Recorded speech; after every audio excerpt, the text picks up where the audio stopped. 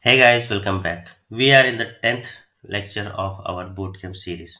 So far, we have discussed about basics of Ruby like variables, classes, objects, methods, and accessor methods. In this lecture, or from this lecture, we're going to start data structure in Ruby and we will start with the arrays. So, let's start with the array. Array. What is an array? So, array in general is a data structure which can be defined as a collection of similar types of data. Just make a note on this that array in general is a data structure which can be defined as a collection of similar types of data. But this definition is not for the Ruby language or not for the Ruby arrays. This is for languages like C, C++, Java, where you cannot have two different types of element into an array, and you have to define or you must define type of array before using that array or before declaring that array. Okay, but in Ruby this is not the case. Why? Because in Ruby an array is not an type, it's just an object of array class. So an array is in Ruby can have any type of data in it. And ultimately, since Ruby is pure object oriented programming language and everything in Ruby is an object, so whatever you store as an element in the Ruby must belongs to some class. Okay, so in Ruby, array is not a collection of some data types or some elements. It is a kind of collection of different types of object that belongs to some class. Okay, and then that object can belongs to any class. Let's try to understand. Okay, so here the IRB terminal is open. Now let's define an array. Here you can see. Let me increase the font size. Here you can see that I have defined an array of four integers now. Okay, but I can add any type of element in it. For example, let's say I can have this array as well.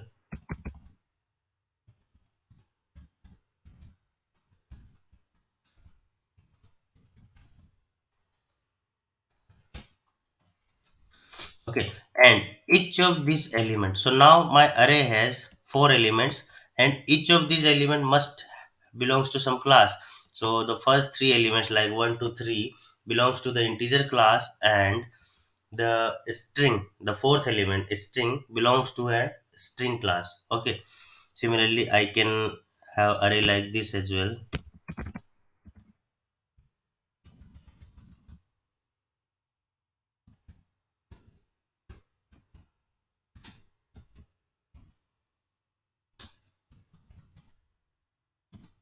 False, I can have another string as well. Even I can store an array as well. Okay, so this is the advantage of using Ruby arrays. Okay, so here you can see that this 1 2 3 4 in object of integer classes, nil class object, true boolean objects, and this is the string object, and this element is an array which again contains four integer objects. Okay, so this is the advantage of Ruby arrays. Now let's go through some features of arrays. Arrays are ordered and integer indexed collection of any object. What do you mean by ordered and integer indexed collection of any object? Here you can see that we have defined elements sequentially. Okay, and to access the element of array, we can access that element by its index. So array index always start from 0 to n minus 1. For example, if your array has n elements, then its indexing start from 0 to n minus 1. Here, for example, here you can see that array dot size, the array has 9 elements. So array index will start from 0 to n minus 1, that is 8. So this is how array works. Ordered and integer index indices. An array can have n number of elements and each element has an associated index with it. Okay, as we saw here that the first element has an index 0, the second 1, and so on, and the last element has n minus 1 index. Okay, an array element can be accessed via its index. Yeah, that's true. Array index always starts with 0, so if an array have n elements, then its index ranges from 0 to n minus 1. Okay, in Ruby, a negative index is assumed to be relative to the end of the array, that is, an index of minus 1 indices the last element of the array. Okay, for example, here you can see that how I can access the last element. The size of this array is 9, and how I'm accessing this last element as array n minus 1, that is 8. But if I make it array minus 1, then I will also get the last element of the array. Okay, now if I get minus 2, then I will get this string. So when I start traversing array from its minus index or negative index, then I will start. It means I am start traversing array from last to first. Okay, or end to start. So this one you can access this by minus 1. That's minus 2 and so on. Then minus 3, minus 4, minus and so on. Okay, just have a look on definition again. Okay, now let's start with the ways that how we can use array. So our first ways will be, let's create a simple file for it.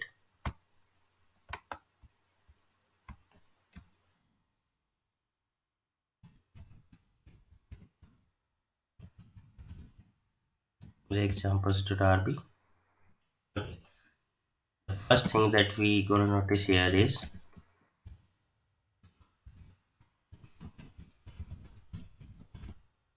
creating arrays in Ruby. Okay. So there are many ways to create or instantiate an array object in Ruby. So the first and simplest will be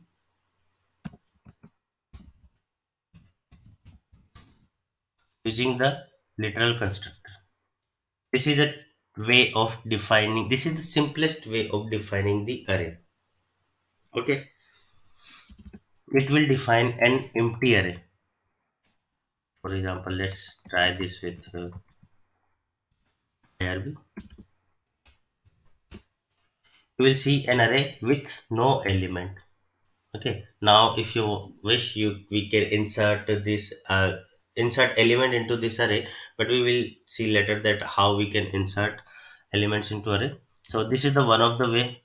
Okay, the another way is using the array class or invoking the new method on array class, array dot new. This is also similar to this because both will define the empty array. Okay, now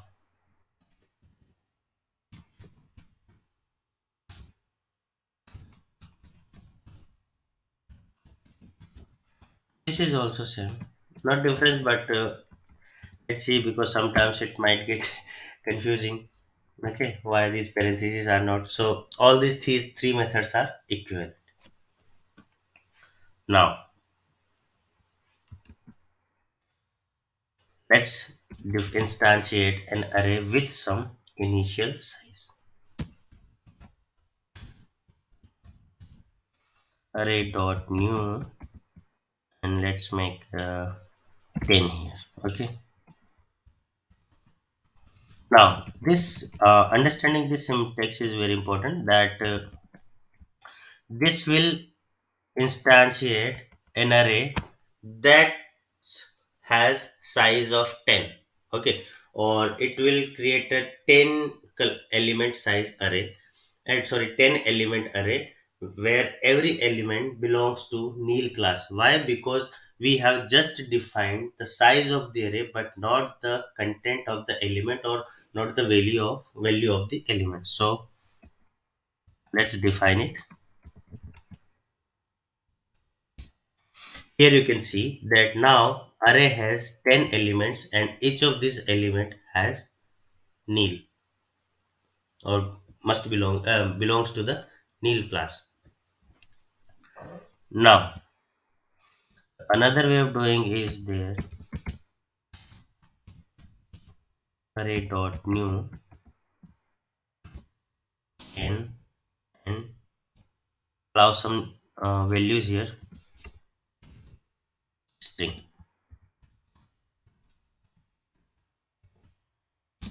Now array has 10 elements, but every element has a default value that is a string, or you can pass any other value to this array. Okay, even we can pass some calculations like that, for example 2 plus 3, and let's use that in. So now you can see that array has 10 elements and every element has a value of 5. Even you can call some functions here as well. Let's say f some,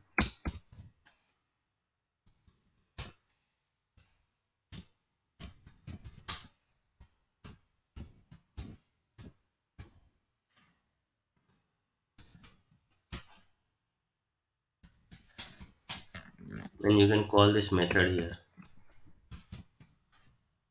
Let's define this method in IRB first.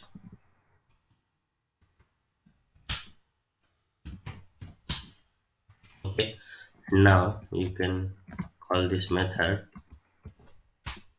You can see that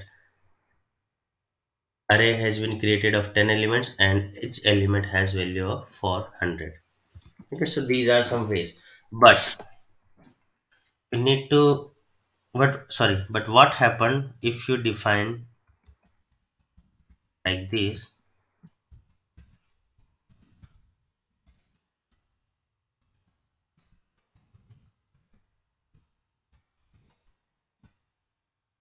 No implicit conversion of string into integer. So you need to remember one thing, that this argument must be an integer or a number value. Okay, for example you can do this as well, 20.5, but now you will see here that 20, so it has just kept this integer part and uh, removes the fractional part, but you cannot provide a string value to the first argument of the array class. Okay, why? Because the first argument always shows or always indicates the size of the array. Second argument could be anything. It can be a data structure, it can be a functional call, or it can be a method. Sorry, it can be a method call, or it can be a integer, some expression, a string, whatever it can be, or even you can leave is as it is. Okay, but if you are providing arguments to array, then first argument must be an integer. Okay, or a number, but preferably you should or I will recommend to use the integer as well, integer there, because if you use a floating point number, then it will only keep the integer part of it and remove the fractional part of it. Okay, so you should note this point. Okay, and one more thing that you need to remember, that you can pass maximum of two arguments. Okay, you cannot use it like, for example, let's say you cannot use like 30. You can only pass, you will see an error now. Okay, so you can only pass maximum of two arguments, not more than two. It's fine if you pass no arguments, that is okay. And if you find pass any argument, then first of your argument would be should be integer, sorry, must be integer, and second argument could be anything. Now now we will see that how we can insert elements into array. There are few methods to insert elements into array, and the first will be, let's say, create an array. Let's clear the console first.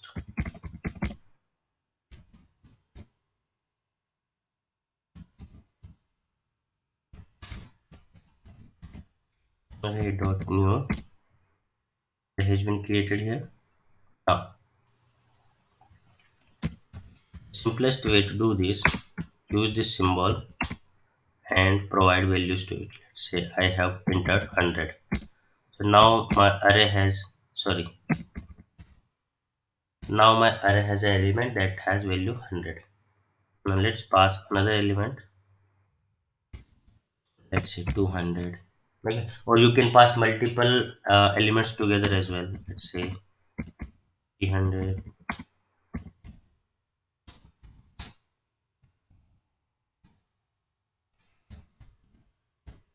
500.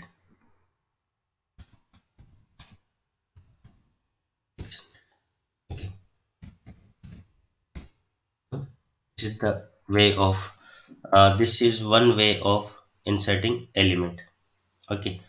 Now let's see another way, that is push method. You can uh, uh, you invoke push method to insert elements into array. The push is an array method, and for this lecture, just you consider it as a way of inserting element into array, because we have a broader look on the array methods into the next lecture. So I'm just using that push method. Now array dot push, let's say 800, sorry, 700. Okay, so push method and this uh, less than symbol will work same. Both will insert the element into the last of the array, or at the last position of the array. For example, if I push 800 now, you will see that it's keep. And now if I push, if I use this symbol in 100, then it will also insert the element at the end of the array. So both push method and that symbol is are equivalent. Now there is another way of inserting elements into array, that is using unshift method. The unshift method will add element to the beginning of the array, not the end of the array. It is just opposite of the push. Let's see this. Array dot unshift. Let's say 10. Now you can see that this element, this method has inserted element at the first position of the array. Okay, or at the beginning of the array. Okay, so whenever you insert elements into array using unshift method, it will be set on the first or the zeroth index. Okay, now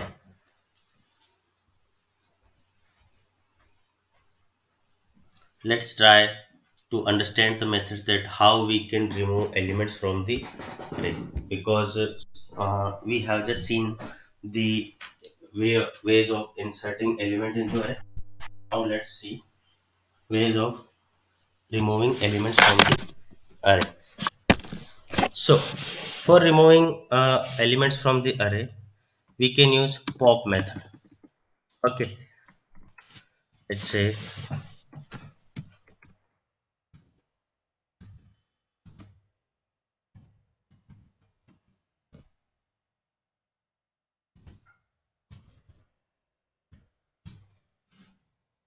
Okay, now you will see that it is returning 900.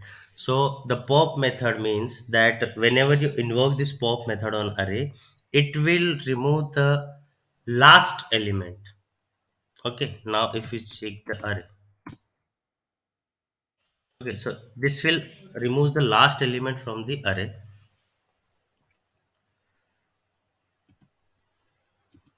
It's called the pop again. It has removed the 800. Okay, now the another method for removing elements from the array is shift method. The shift method returns the element to be deleted and then remove the element from the beginning of the array. Array dot shift. You can see that it has returned 10 now. Okay, so it means that shift method always remove array elements from the beginning of the array. Okay, so I hope there is a clear difference that pop removes the element from the end of the array. Okay, and shift removes the element from the beginning of the array. Okay, now the delete method. Let's say delete it. This method will remove at element from any given index.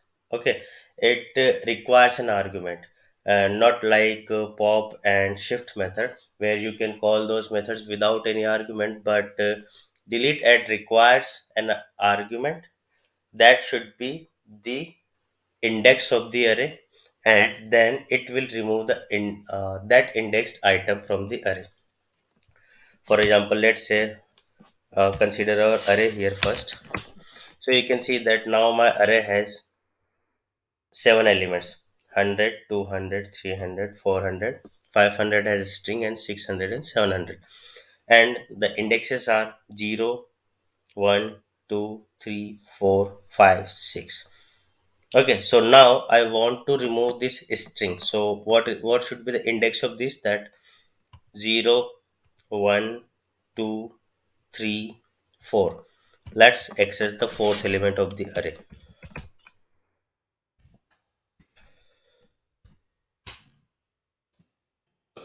So this string at the index 4. Now I want to delete it. Delete at 4. Now access the array. Now you will see that this 500 as a string has been removed from the array. So what does it mean? That for deleting element from the array using delete at method, you need to provide an index, and then that index to element will be removed from the array. Okay, now there is another way of deleting a method, that is delete. Okay, so delete method is different from delete add, where delete add requires an index. Okay, but delete method requires the element itself, and it removes all the appearance of that element. For example, you can see that 100 is one time here. If I use array dot delete, now if I check array, then you will see that 100 is not in the array. Okay, but let's insert 100 again into the array. It's inserted multiple times. So now you can see that there are 300s in my array. But if I call this method again array.delete 100, then you will see that it will remove all appearance of the 100. Okay, now it has only 200, 300, 400, 600, and 700. So all these 300s will be removed. So this is the delete method that works like this. that whenever you pass an argument, it is not an index, but it is the element in that array. Okay, and it removes all appearance of given element. Okay, okay, but if you use this element that does not exist, then it will return you the nil. Okay, it doesn't return you any warning or any error. If element finds in the array, it will remove that. If element does not find in that array, it will simply returns the nil. Okay, now there is one more method, but that is used for a special case, when your array has nil elements. Then only you can use that method. For example, if your array has these nil objects,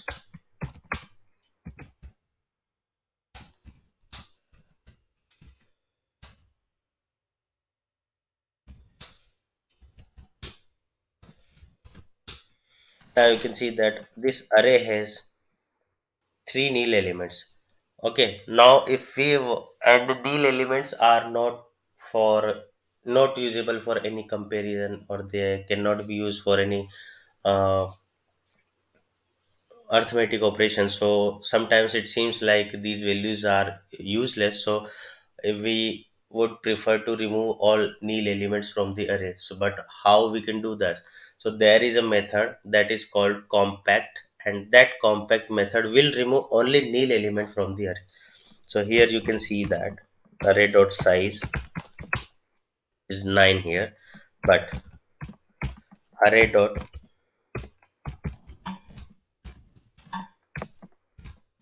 compact dot size will be 6 here. Why? Because the array dot compact will return nil from the array. Okay, so this is the compact method which will remove only nil elements. Okay, and another way of deleting or removing element from the array. Now accessing the array element. So the first and the easiest way we have already seen about the accessing the array element, that is using its indexes. For example, okay,